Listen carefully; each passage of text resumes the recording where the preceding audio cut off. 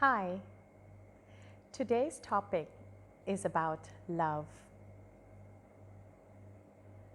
Love is such a powerful word, yet such a simple word. There is so much depth in the word, in the emotions, in the frequency, in the vibrations of love itself. Have we tried to feel love? Have we honored love? Have we allowed ourselves to love? Have we allowed ourselves to be loved? Now, as simple as this may seem, but sometimes most of us are not even aware of how we block ourselves from love, how we block ourselves from abundance. And yet, it's such an irony that we say we want love, we seek love, we do anything for love, but we are not even consciously aware that we are standing in our way, that we are blocking all of that love, all of that abundance coming into our way. Now, this may sound strange to you at first, but if you pause, if you reflect, and look back into your own life journey, and look back into the life journey of people that you admire, real people that you admire, real people that have shared their real stories with you, and you think, how come they have it all? Is it luck? Is it chance? Or what is it? Well, the people that have it all believe they can have it all. So it all starts from faith, from belief, and from allowing ourselves to receive everything that we believe. There is so much that has been ingrained into our subconscious mind that we are not even aware of.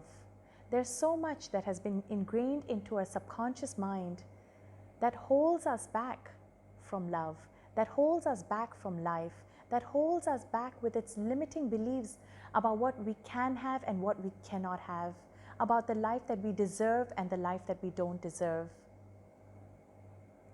Who made these rules? Who made these beliefs? Where did they stir from? Where did they come from? Have you questioned them?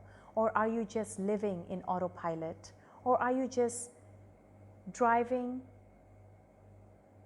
on a seat of a car, but you're not on the driver's seat?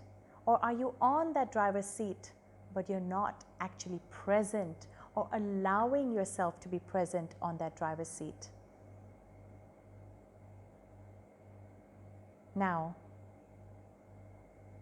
how can I reflect on this? How can I chat with you about this? The reason I can chat with you about this is because I have been through it. And not saying that I don't go through it from time to time, as much as I'm much more aware now. And when I get into awareness, I am able to witness my blockages. I'm able to see my limiting beliefs, and I'm able to choose to cross over them. But of course, just like you, I also lose awareness from time to time. And when I am in that position of not being aware, I realize, hey, my subconscious mind has taken over again. Hey, I'm going on autopilot, and this autopilot is not serving me. I press the brake, I take a breather, I reflect, and then I take a U-turn. And then sometimes I even start again. But it's only when you choose to come into awareness. Like they say, when you're aware, you're halfway there. There's so much depth in that sentence itself, and there's so much truth in that sentence as well. Because yes, I can tell you from my personal experiences and from the people that I have spoken to, that when you're aware, you're truly halfway there. It all starts from awareness. What are you doing today that is keeping you in awareness? What are you doing today that is going to make you reflect more on your being, on your presence, on who you truly are? Now, it all starts from the birth of who you truly are. What's happened to most of us is we've allowed society, culture, our parents, our teachers to make us believe something that is not entirely true. We're taking on beliefs that are other people's beliefs. We're taking on beliefs that are other people's limitations. We're taking on beliefs that are other people's idea and ideology of possible and impossible. Have you gone out there to test those beliefs? Have you gone out there to see for yourself what is possible and what is not possible? This is the time. This is the time for you to go deep dive into yourself. This is a time for you to pause and reflect on who you really are. Not what somebody else wants you to do, not what somebody else wants you to say, not what somebody else wants you to be, but who are you deep down beneath that surface? Who are you? Take that time to look at yourself. Now, when I mean look at yourself, not wake up every morning, shower, brush your teeth, comb your hair and rush off, but stand in front of that mirror. Try this. Try this exercise. It's so powerful, and I know if you give it a moment to do this, it will work so powerfully for you. It will shift a lot of things for you. So what you can do is stand in front of that mirror when you're in the toilet, when you have time for yourself. Stand in front of the mirror, look into yourself in the eye, and say to yourself that you love yourself. Look into yourself, into the mirror, into your eyes, and say, I love you, and take your name and say, I love you to yourself. When was the last time you did that? And share with yourself the 5 things that you love about yourself, truly that you love about yourself. And after you've gone through 5 things or more that you love about yourself, that you've expressed to yourself, looking straight into the mirror, now I want you to apologize to yourself. I want you to look into that mirror and say sorry to yourself. Say sorry to yourself for the things that you have done to sabotage yourselves. Sorry to yourself for the moments that you haven't stood by yourself.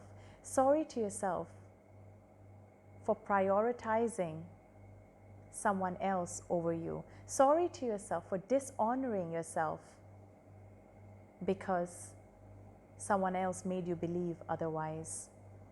Anything that comes to your mind that you feel you need to apologize to yourself for. I mean, think about it. When you do something to upset somebody else, you go up and say sorry to that person.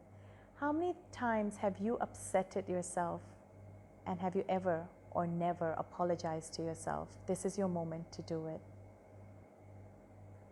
And once you've apologized and said sorry to yourself, 5 or 6 things or 10 things, the next thing you can do is thank yourself. Thank yourself for the things that you're grateful for. What are you truly grateful about yourself? This is a time for you to thank yourself. When have you actually said thank you to yourself for being you? Thank you to yourself for being as amazing as you, or thank you to yourself for any difference or impact you've made in another person's life. So this is your moment to say thank you to yourself. And when you're done with these 3 steps, the final step I want you to do is stand in front of that mirror, and I want you to hug yourself. I want you to hug yourself, embrace yourself, and be with yourself for that moment. And now, as you're hugging yourself, I want you to say, I love you to yourself, and take your name and say, I love you to yourself. See how that feels.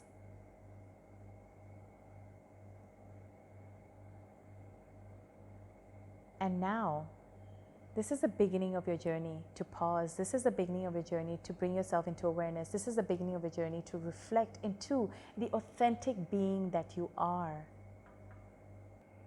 Thank you for watching, and I hope you enjoyed this sharing, and I hope you found it useful. Definitely do the exercise I shared with you. I call it the mirror exercise. And do share with me in the comments below how it worked for you. Have a beautiful day, and remember, I love you. Mwah.